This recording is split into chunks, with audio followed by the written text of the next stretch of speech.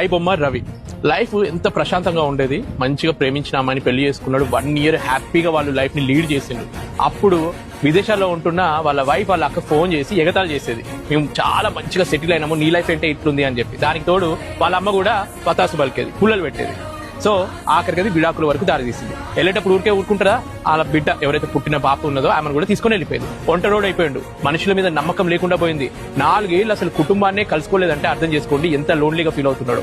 ప్రతి 2 months కి విదేశాల్లో తిరిగి మళ్ళీ హైదరాబాద్కి వచ్చేటోడంట. ఆయన ఇల్లు ఎంత చిందరవందరగా ఉండేదంటే మనుషుల మీద నమ్మకం లేక అసలు పనులను కూడా పెట్టుకోలేదు, అంత దుమ్ము ధూళితోటి ఉందంట అతని ఇల్లు. అతని ఫోన్ డేటాలో కాంటాక్ట్స్ అన్ని చూస్తే ఓన్లీ ఫుడ్ డెలివరీ వాళ్ళ నెంబర్సే ఉన్నాయంటే అర్థం చేసుకోండి. ఆఖరికి కన్న కూతుర్ని కూడా కలుసుకోలేని పరిస్థితుల్లో ఇక ఏం చేసేది లేక మైండ్ ని అటు piracy, betting, gaming apps, promotions వీటి మీద మళ్లించాడు. చేసింది తప్పే, పెద్ద తప్పే. కానీ దీనికి మూల కారణం ఎవరు, రూట్ కాస్ ఎవరు? పుల్లలు పెట్టే తల్లి, అక్క. ప్రజెంట్ జనరేషన్ లో లవ్ ఆర్ అరేంజ్ మ్యారేజ్ జంటలు విడిపోతున్నారంటే పెద్దల జోక్యం మరీ ఎక్కువ అవుతున్నందుకే, పుల్లలు పెడుతున్నందుకే ఇదంతా జరుగుతుంది.